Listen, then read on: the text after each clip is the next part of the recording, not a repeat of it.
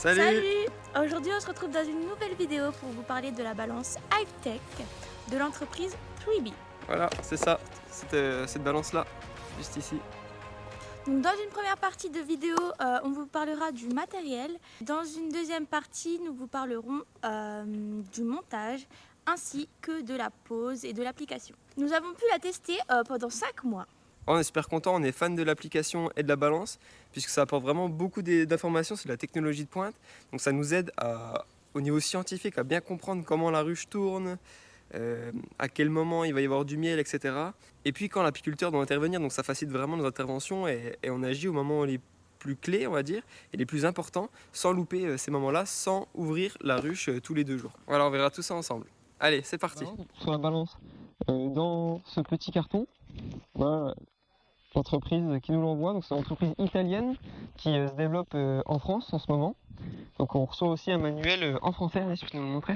Comme ça, donc c'est hyper simple à installer, il n'y a pas de configuration à mettre, pas beaucoup de montage, si on installe l'application sur le téléphone et voilà quoi. Alors là, nous retrouvons donc la balance, donc c'est grâce à ceci qu'on pourra peser la ruche.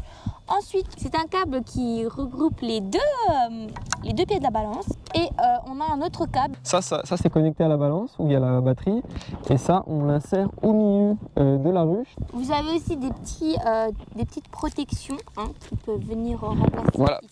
Parce que vu que ça va dans la ruche, elles vont avoir Tendance à propoliser le petit capteur et même le manger.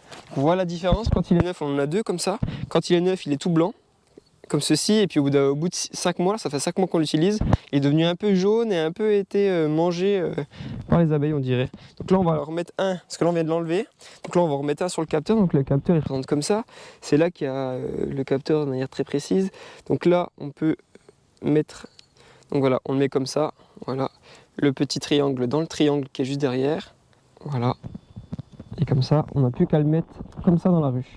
Ensuite, vous pouvez retrouver donc la recharge solaire, donc qui pourra être branchée au pied de la balance. Donc c'est grâce à ça qu'elle va pouvoir se recharger Voilà. à distance. Donc là il y a le petit capuchon qui permet de protéger le port USB-C.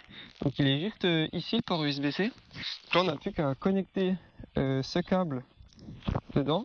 Et là, hop, on n'a plus qu'à mettre ça sur la ruche pendant une journée si la ruche monte pas trop en température. Nous on met ça sur un caillou ou autre chose à côté de la ruche ou dessus la ruche. 1 ou 2 jours suffit et hop, elle est chargée à 105% quoi. Et puis voilà, une fois que c'est fini, on la débranche, on le met sous le toit et là on peut refermer pour pas que l'eau rentre dedans, surtout dans les gros orages.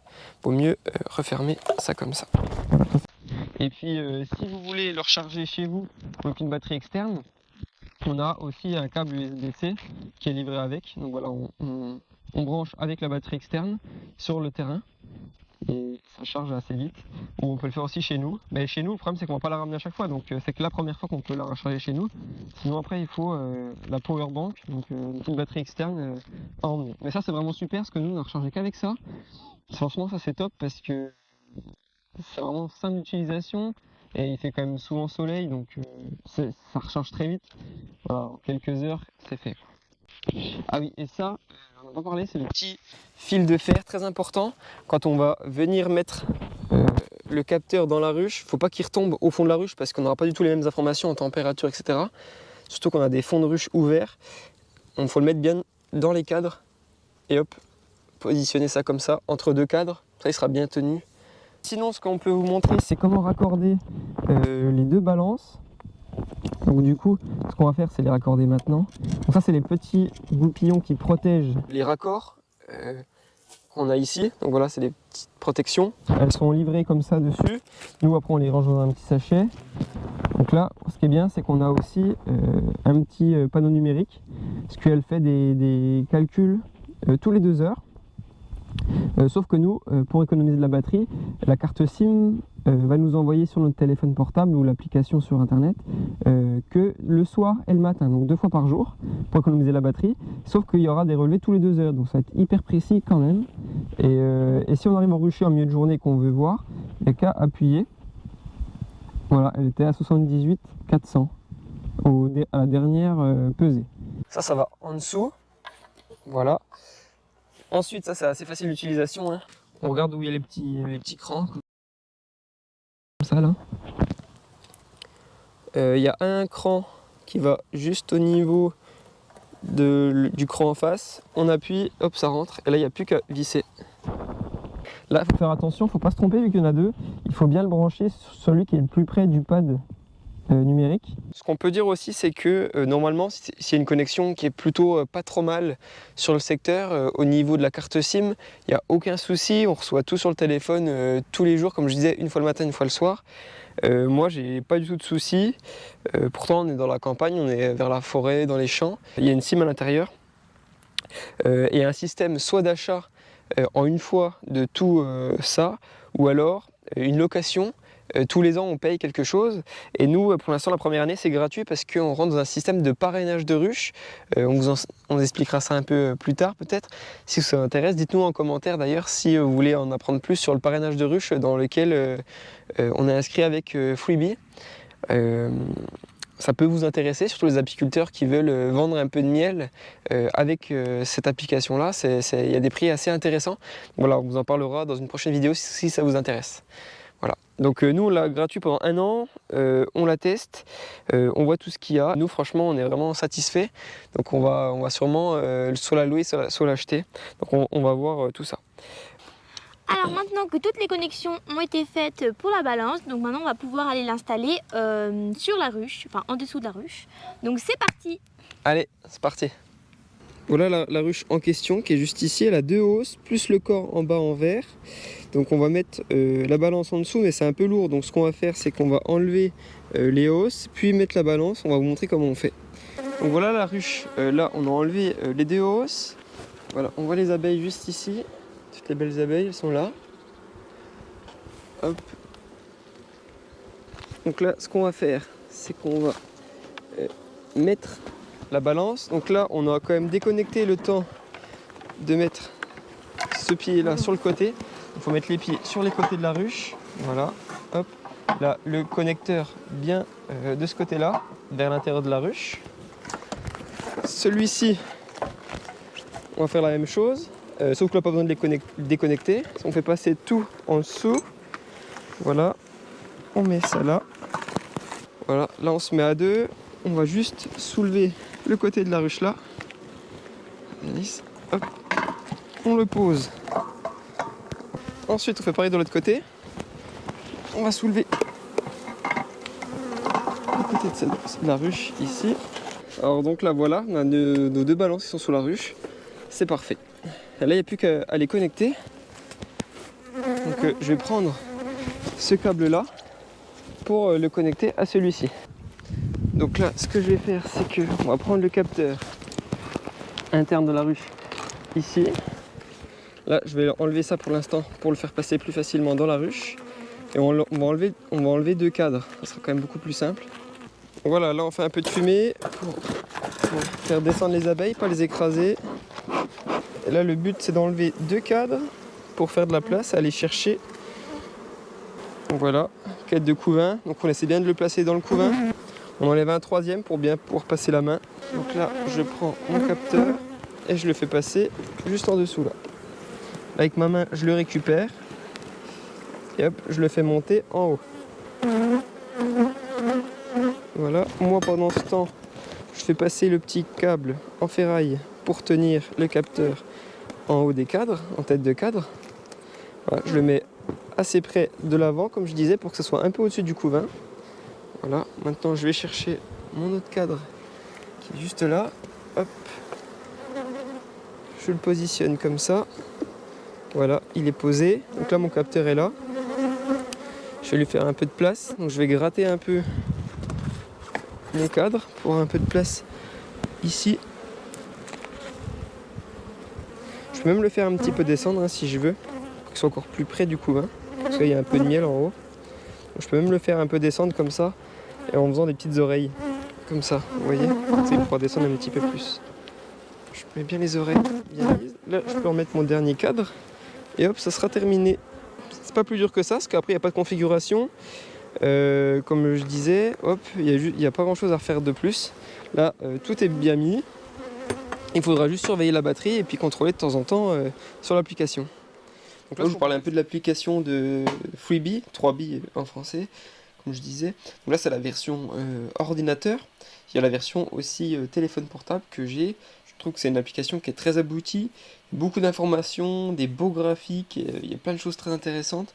Et c'est vrai que c'est vachement bien. Donc ce qu'on voit à gauche, c'est un peu le menu, hein, les ruchers, les ruches, les notes, les activités, les appareils, vente, notation, parrainage, parce qu'on peut vendre du miel avec l'application, donc c'est ce que je fais, à des prix assez intéressants. Par exemple, en haut à gauche, là, le rucher franc-comtois, bah, c'est le nom du rucher. Kéops, c'est le nom de la ruche à laquelle à la balance. Et puis, moins 0,7 kg, c'est le poids de la ruche qui a été perdu aujourd'hui. Hier soir, il y a eu des gros orages et il n'y a plus rien à butiner, donc je pense qu'elles ont perdu beaucoup de poids à cause de ça. Voilà, donc là, on voit le poids. Donc si on regarde sur les derniers jours, eh bien, elle a pris 2,4 kg le 15 juillet et 800 grammes le 14 juillet. C'était des belles journées. Il n'y avait pas plu depuis 2 jours, donc ça avait bien fonctionné. Par contre, le 13 juillet, bah, il a perdu du poids parce que ça n'avait plus la veille aussi. Sinon, le moins 25 kg, c'est quand j'ai enlevé une hausse. Et puis le 12 juillet, c'est que j'ai remis une hausse alléchée, donc assez lourde, plus de 10 kg. Donc elle a pris un gros poids ce jour-là. Voilà. Après, on peut regarder en graphique aussi, donc là sur 7 jours, là sur 30 jours, là sur 1 an. Donc c'est très intéressant parce que moi je l'ai mis le 25 février, et ensuite on voit comment elle a pris du poids pendant l'année. Alors c'est super intéressant aussi pour savoir quand intervenir aux ruches, quand mettre la hausse, quand la ruche est pleine, parce qu'on sait que quand la ruche a pris entre 10 et 15 kg, la hausse commence à être pas mal pleine, donc s'il faut rajouter une deuxième, on le sait, sans ouvrir la ruche, sans intervention. Et pareil, si elle perd beaucoup de poids l'hiver, on peut savoir à partir de quand va falloir rajouter du candi. Et si on met une ruche qui est moyenne, ou en tout cas représentative des différents ruchers ou de son rucher, bah c'est cool parce que du coup on va savoir quand intervenir sur l'ensemble du rucher et pas uniquement sur la ruche. Ça c'est vraiment intéressant. Donc ça aide l'apiculteur à bien gérer ses ruches. Donc, température interne, pareil, 1 an, 30 jours, 7 jours.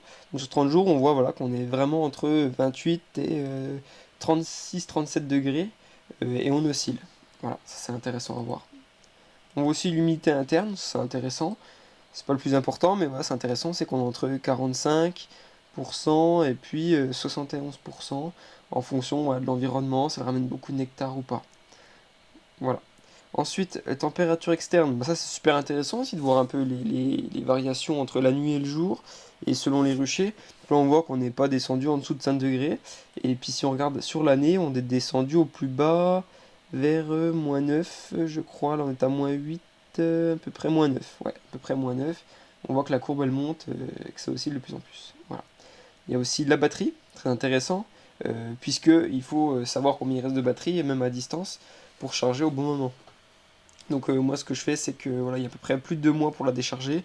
Au bout de 2 mois je la remets un jour ou deux, paf elle est chargée au max à 105%, et hop elle sort des charges, je la remets, et voilà avec les beaux jours d'été, en 1 ou 2 jours c'est fait quoi. Ensuite le son, ça je l'ai pas encore très bien exploité, c'est intéressant. Après c'est souvent en fonction du stress ou si elle ventile beaucoup le son, je n'ai pas encore très bien exploité. Je vais m'y pencher un peu plus pour la prochaine fois. Voilà, il y a la fonction aussi GPS qui est toujours activée, donc ça évite le vol, ou en tout cas si elle est volée, on sait où elle va, ça c'est super bien, parce qu'elle a beaucoup de valeur, là, c'est de la technologie de pointe, donc on ne veut pas se la faire voler. Le GPS c'est bien. Aussi on sait si on s'est fait voler uniquement la ruche, puisque on sait le soir même s'il y a une perte de poids. Par exemple, pareil sur les essaims, on sait si on a un essaim qui est parti le soir même. Voilà. Après si je descends, je vois aussi ma galerie, je mets des petites photos de ma ruche, voilà. Tous les jours il y a le son que je peux écouter ma ruche tous les jours sur 5 secondes. Je peux programmer des activités que les parrains pourront voir, et puis je planifie des tâches. Voilà. En tout cas une super application, beaucoup d'informations, ce qui nous aide à bien gérer les ruches. Et surtout aussi la curiosité scientifique, quand c'est qu'elle va prendre du poids, en fonction de la météo, en fonction de la période, en fonction du lieu, et comment les autres paramètres vont bouger, c'est vraiment super à regarder. En tout cas en tant que scientifique, c'est incroyable. Donc voilà, on est très content de cette petite balance. Elle nous permet de nous renseigner au quotidien de ce qui se passe à l'intérieur de la ruche. Et voici une fin de vidéo. Donc n'hésitez pas à nous poser des questions en commentaire sur le matériel qu'on a utilisé. Sinon, on vous remercie beaucoup d'avoir regardé. On espère que ça vous a plu. Et puis on se retrouve dans de prochaines vidéos. Allez, ciao, à bientôt. Salut! Salut.